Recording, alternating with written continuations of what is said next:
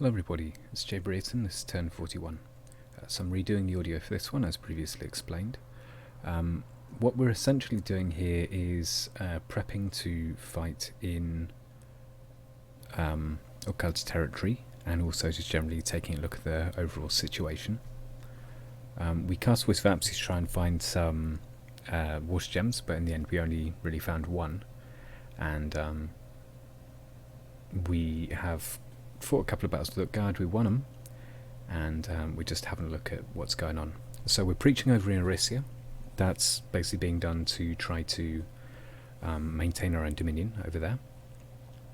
And the reason that's important is, I think I've mentioned this term before, but just to try and force a fight on his god in terms that are positive to us. So some things are going on and I'm clicking around the place, but that's basically the overall strategy that we're looking at the moment. Madame Fortuna is storming with enough gear and random garbage to quite plausibly trigger gem usage, which is what I was looking for there, especially keeping in mind that the enemy took really big casualties last time they fought into foul vapours. I think by this point the enemy actually has Serpent's Blessing rather than just having Poison Ward, but nevertheless it's kind of important. This warlord who strategizes about snow is firing large in an attempt to hit the enemy wolf with a Berbatolf, but spoilers, that's a little bit ambitious. Anyway, in terms of other stuff going on, we are having a look at our recruitment, I think, and just trying to work out our best way forward, because at the end of the day we have relatively high income at this turn in the game, but we are also in a kind of transitional stage in terms of our magic, where we're not at the point yet where we can transition into using Ancestor Smiths all the time, and we do still need some spirit guides for the poison protection they can bring, and also just for general nature magic like panic and so on, although I don't actually recall ending up using very much of that stuff. It's currently turn 73 when I'm recording this, so I guess that's kind of a presage to what goes on in the future. Anyway, as you can see, I'm kind of looking at what can we trim, what can we recruit, what are we doing over in Gladewoods. Gladewoods was important to me because I really needed to keep hold of it for a number of reasons, including trying to cut off all the retreats to the neighbouring provinces, which is also why I'm sending the priests over into the province below Erysia. Now over near Pito Cliffs we are having a check of where it's been searched.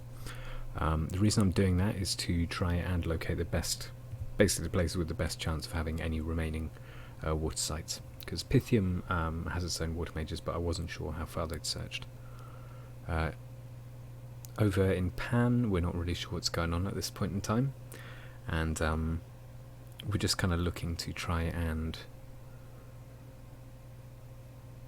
benefit as much as we can from the current situation with Utgard, because Jomon's moved in now, so we can expect some really big battles there, and we can kind of anticipate Jomon taking quite a lot of territory from Utgard. Atlantis is making essentially a re-comeback after the quite difficult time that they had, and from our point of view we are actually still a relatively weak state at this point. So our fundamentals are quite good, our infrastructure is quite good, but we're just not quite putting it together in terms of how the fights are stacking up at the moment. Some of that is going to change hopefully quite soon. Some of that is due to innate problems with how our nation matches up to Utgard, but yeah, at this stage in the game we're thoroughly in the process of making a counterattack. We are up to, I believe, Dom Strength 9. We eventually get up way higher than that, so we're doing that to try and fight off the enemy's gift of health, but also for other good reasons.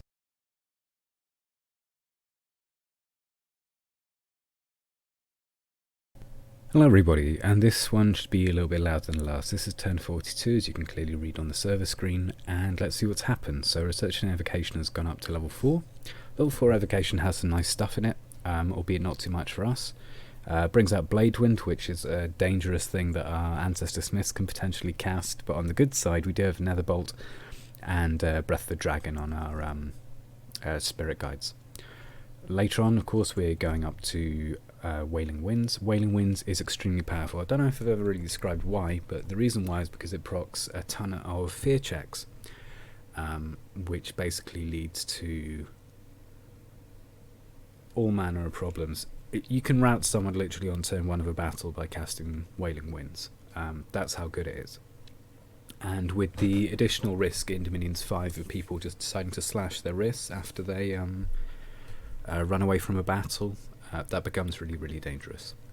So yeah, so that's what that's about. It's going to take us a fair old while to get there, though.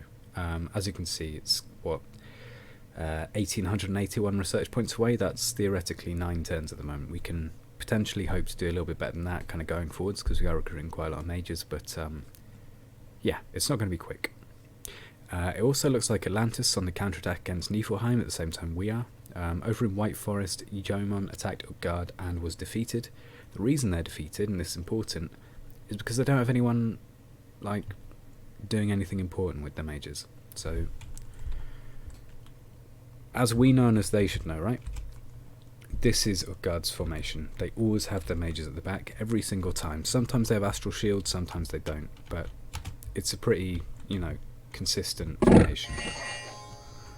Right, so these samurai cavalry are obviously attacking rear, but there are so many squads here that that's not going to go off. They just won't.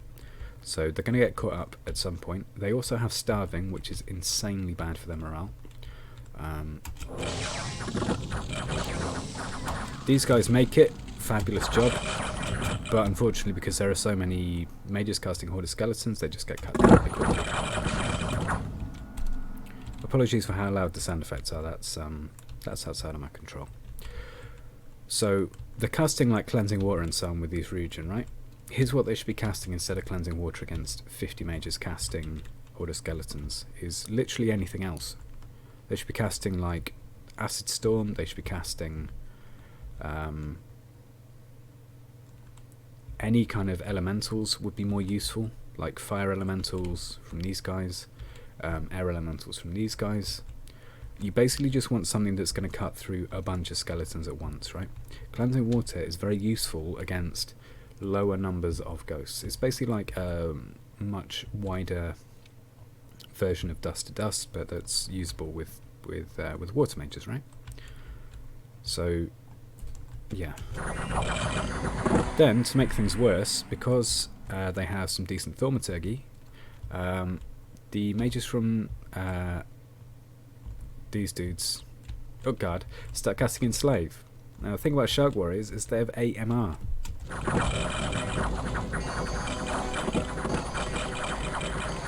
So, as you can see, they're just getting completely owned by Enslaved Mind here. It's real bad. So if we look at the final stats, so Utgard just gained 20 Shark Warriors, and the thing about 20 Shark Warriors when you're Utgard is because they still have Gift of Health up, it means they can have getting towards 50 HP, which is a little bit bad. It's a little bit bad and dangerous. So they lost 2 Scythe Kona, and that's about it, really. But on the other hand, down over in this kind of neck of the woods, Atlanta's making a much stronger comeback. I might have to talk to people at some point about trying to dispel Vengeful Waters, because that is an insanely oppressive thing to attack into in the late era, basically. Things seem relatively chill with Pangaea, but you never know how things are with Pangaea. That's Pangaea for you. Basically our nation is to some extent stalled compared to some of our neighbours, I think, but hopefully we'll soon, fingers crossed, be able to pull ourselves together a little bit. I'm going to take these 2 provinces, fingers crossed. We've just got the standard array of buffs going on. Hopefully we can kill the animals and then Tree Lord itself. That would be really gratifying and fabulous. We've got Sun Guard Commander going on. Maybe I'll do another 5 in the back. The 23 guys should, fingers crossed, be able to take out Heartbud. I don't know. I don't think he's got all that much health, and he's in our Dominion, so it's not going to be getting any advantage from gifted health from Utgard. Now Utgard's dominion has gone down quite sharply here, down to 3 candles now that we started preaching. If he breaks out, I mean, he has a lot of stuff in here, so we attacked last turn to try and burn some gems and see what's going on. So he has 20 Scythe Kona, Son of Fenrir, of course, Necromancer, 1 Scratty, and quite a lot of crossmen and so on. Now, one thing we can't do is starve the defenders, so because the amount of Scythe Kona and the Son of Fenrir being there, these 77 crossbowmen, even if we cast Locust Swarm, they're going to be fine. So yeah, so we're not going to be able to starve them out, which is a shame because reducing enemies' morale is really useful. So what I'm doing instead is Yendi is going over here to Pythium with his cave grubs. It'll take some turns, but it won't take forever, and we'll have access to it, which is good. So it's like about 150 siege strength. So we're going to have to leave him there for a bit, but we can do it. Right, Hannibal's just waiting here. We are recruiting another Ancestor Guide here. We are recruiting another Scout here. Instead of making a Revenant, I think I'm going to make a Shade Servant.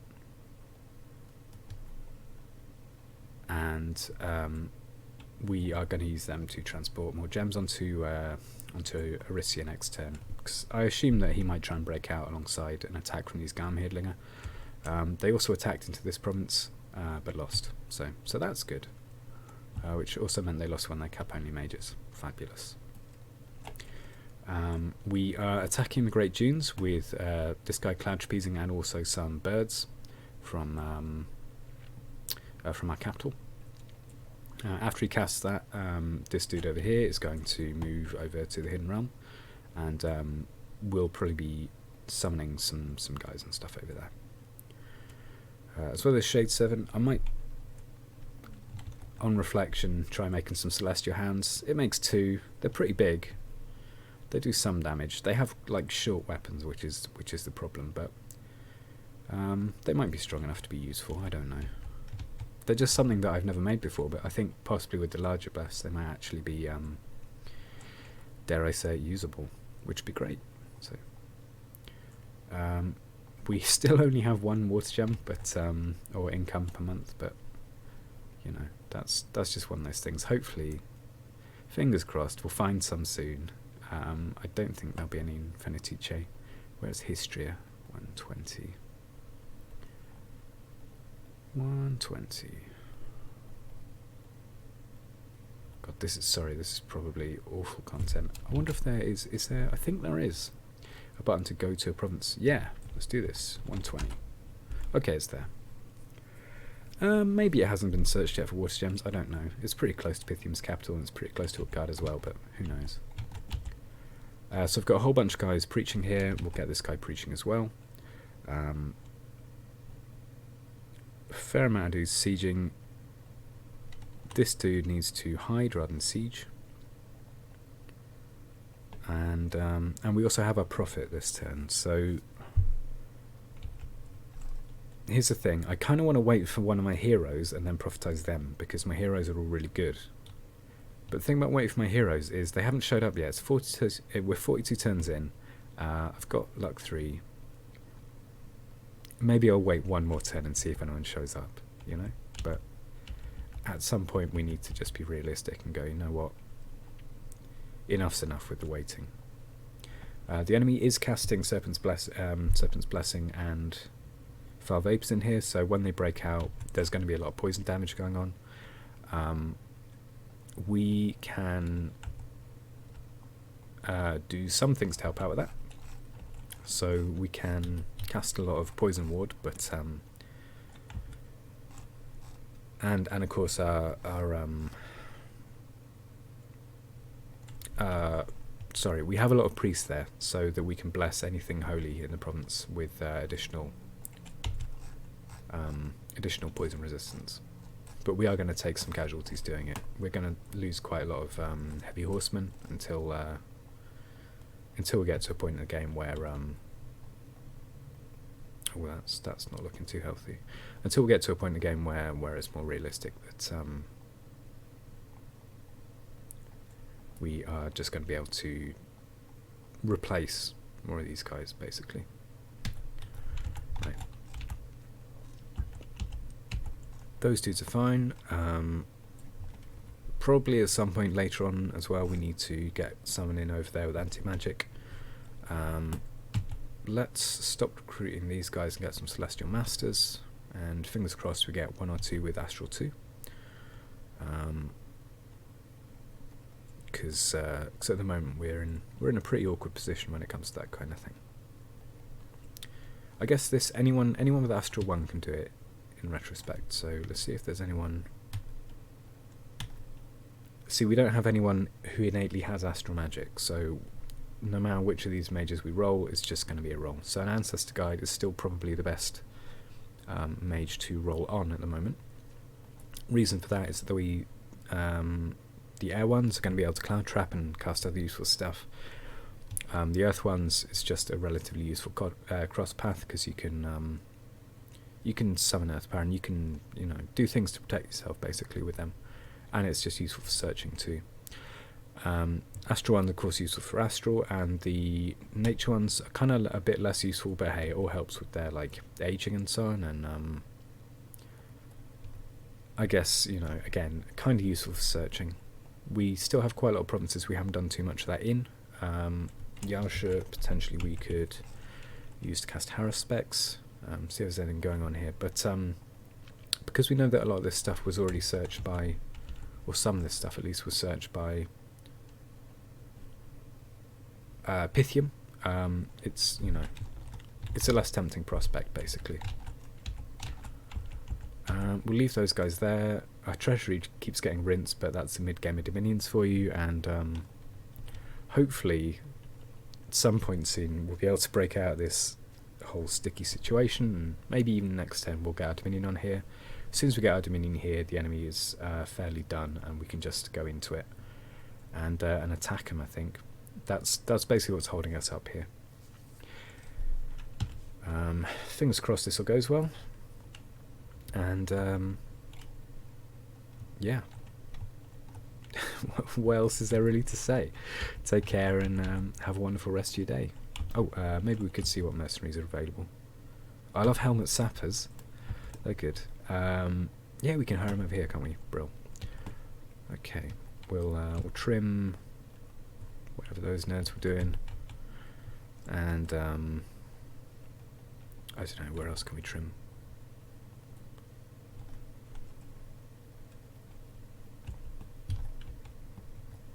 All our stuff's really useful is the only issue at this point in the game, but there you go. Got a commander on that guy. And helmet sappers, there we go. Fingers crossed nobody else is even looking at the mercenary screen anymore, otherwise they'll get bought for more than 200, but yeah. Alright, well, take care and have a good rest of your day. Goodbye.